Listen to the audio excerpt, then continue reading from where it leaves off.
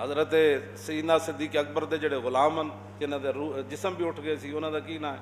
حضرت عامر بن فہرا،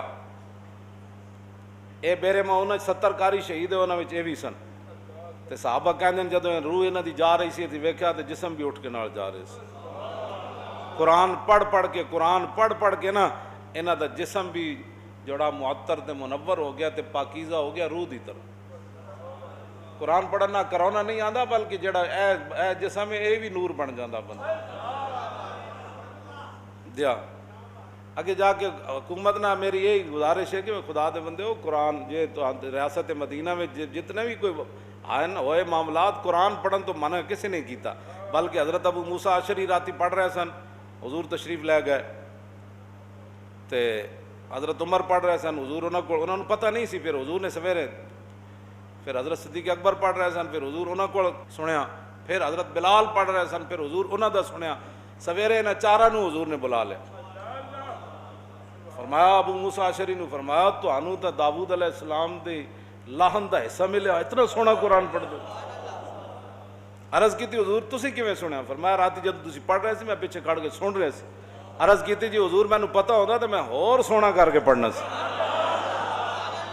حبرت لکا تحبیرا، حبرت لکا، ہاں جی ویسے کوئی کسی کے لیے پڑھے نا تو وہ ریاکاری ہے، لیکن عرض کی تھی حبرت لکا، میں نے آپ کی خاطر اور خوبصورت پڑھنا تھا یہ۔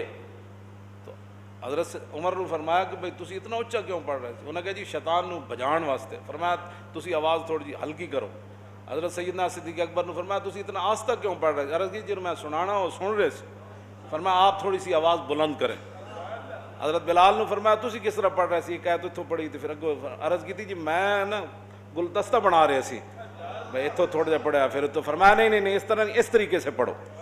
حضور تے قرآن سن کے تے خوش ہوندے تے تسی یہ بند کر کے کدیاں خدمات میں تانوں مفت مشورے دے رہا ہوں، پہلے بھی تسی ساڈا نہیں منیا تے تانوں ایک دن یہ کہنا پیڑا جنہاں کو ایٹم بم نہیں سی انہاں بھی قرضے نہیں دیتے، انہاں دا کچھ نہیں بگاڑ سکی عالم کفر تے تہاڈے کو تو ایٹم بم بھی ہے، بہترین میزائل بھی ہیں، دنیا دی بہترین فوج بھی ہے، اے عوام حضور دے عاشق موجود ہیں